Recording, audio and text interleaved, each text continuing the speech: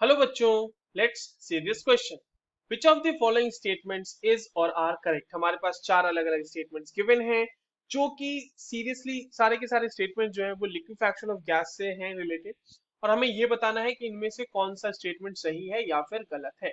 तो चलिए इन सारे स्टेटमेंट्स को हम लोग एक एक करके एनालाइज करेंगे और देखेंगे कि ये सही है या नहीं। उससे पहले ये देख लेते हैं बच्चों कि इस क्वेश्चन को सॉल्व करने के लिए हमारे पास कौन से की कॉन्सेप्ट की जानकारी होनी चाहिए। तो जैसा कि मैंने आपको बताया कि ये क्वेश्चन जो है ये बेसिकली लिक्विफैक्शन ऑफ गैस का है। लिक्विफैक्शन ऑफ गैस में भी स्पेसिफिकली हमें ये पता होना चाहिए कि क्रिटिकल कंडीशंस क्या क्या क्या होते हैं, और क्रिटिकल कंडीशंस के बारे में जो अगर हमें जानकारी है तो हम लोग इस क्वेश्चन को आसानी से सॉल्व कर सकते हैं, राइट। तो चलिए थोड़ा सा क्रिटिकल कंडीशन के बारे में समझ लेते हैं, उसके बाद एक एक करके सारे स्टेटमेंट्स को हम लोग देख लेंगे। देखिए क्रिटिकल कंडीशन की अगर मैं बात करूं तो critical condition is directly related with the liquefaction of gas, है ना। तो लिक्विफैक्शन ऑफ गैस से रिलेटेड है ये। तो क्रिटिकल कंडीशन में जैसे कि एक होता है क्रिटिकल टेम्परेचर। तो क्रिटिकल टेम्परेचर क्या है? क्रिटिकल टेम्परेचर बच्चों इसको रिप्रेजेंट करते हैं टीसी से। ये जो है मैक्सिमम टेम्परेचर होता है, maximum temperature at which a gas can be liquefied. ठीक है, a gas can be liquefied, a gas can be liquefied. तो ये हो गया एक हमारा क्रिटिकल कंडीशन, क्रिटिकल टेम्परेचर। इससे ऊपर अगर इससे ज्यादा टेम्परेचर आप अप्लाई करते हैं तो लिक्विफैक्शन ऑफ गैस नहीं होगी।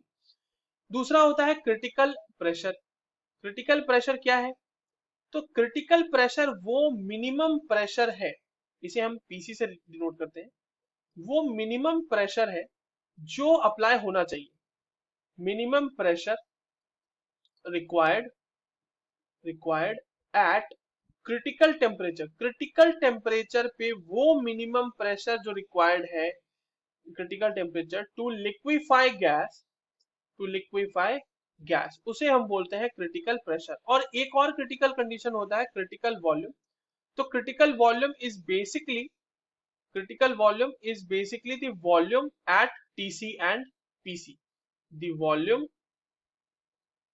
at TC and PC, यानी कि क्रिटिकल टेम्परेचर और क्रिटिकल प्रेशर पे जो वॉल्यूम ऑफ गैस होगा उसे ही हम क्रिटिकल वॉल्यूम बोलते हैं। नाउ क्रिटिकल कंडीशन के बारे में कुछ चीजें हमें पता होनी चाहिए। पहली बात ये कि क्रिटिकल कंडीशन, जब आप क्रिटिकल टेम्परेचर या क्रिटिकल प्रेशर रखते हैं वैसे उस समय पे क्या होता है कि जो लिक्विड और गैस को सेपरेट करने वाली एक सरफेस होती है ना, उन दोनों फेजेस को सेपरेट करने वाली जो सरफेस होती है वो वैनिश हो जाती है। इसीलिए आप लिक्विड और गैस के बीच कोई किसी तरह का डिस्टिंक्शन नहीं कर पाएंगे। तो no distinction between liquid and gas is possible. Liquid and gas, no distinction between gas and liquid can be done, right. एक बात ये होगी। दूसरी बात, जितने भी फिजिकल प्रॉपर्टीज होते हैं, जितने फिजिकल पैरामीटर्स होते हैं गैस और लिक्विड के, वो दोनों के दोनों हो जाते हैं बराबर, वो सब के लिए, ठीक है। तो ऑल फिजिकल पैरामीटर्स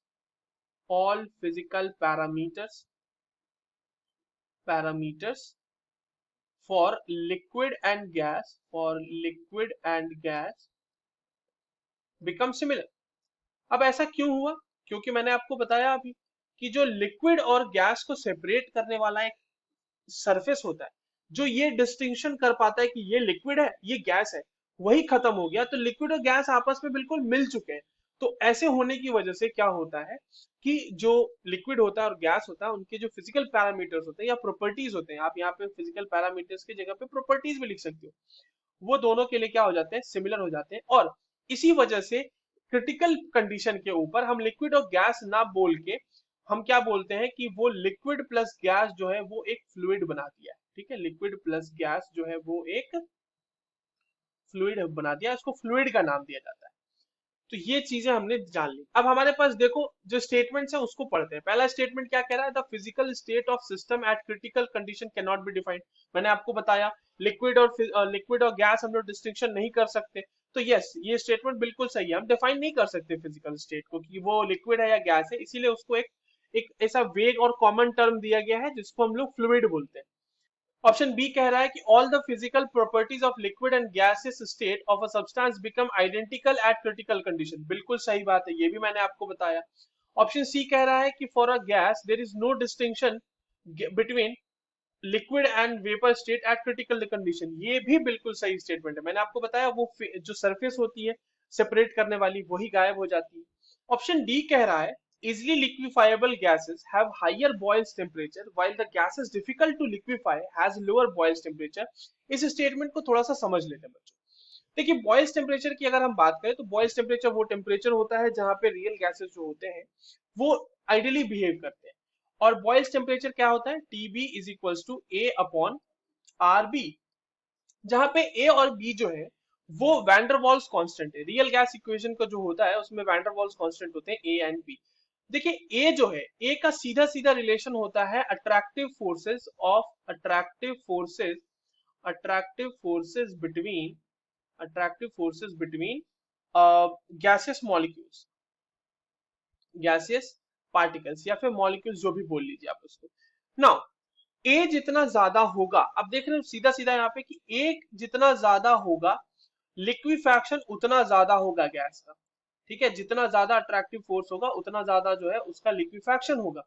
तो और टीबी से डायरेक्टली रिलेटेड है ए बी, मतलब A, TB is directly proportional to A. तो ए ज्यादा का मतलब टीबी ज्यादा, और उसका मतलब कि लिक्विफैक्शन ऑफ ज्यादा, यानी इजिली लिक्विफाइबल होता है गैसेस। ठीक है, तो जो स्टेटमेंट है वो फिर से पढ़ते हैं। Easily liquefiable gases have higher boils temperature, सही बात है। ए ज्यादा होगा तो टीबी भी ज्यादा होगा और लिक्विफैक्शन ऑफ गैस ज्यादा होगा, यानी कि लिक्विफाइबल होगा गैस ज्यादा। while the gas is difficult to liquefy has lower boils temperature and this is also true। जो liquefy नहीं हो पाएंगे मतलब आसानी से, उनका boils temperature भी कम होगा। So this statement is also true। So all the statements given A, B, C and D are correct। I hope you understood this well। All the very best।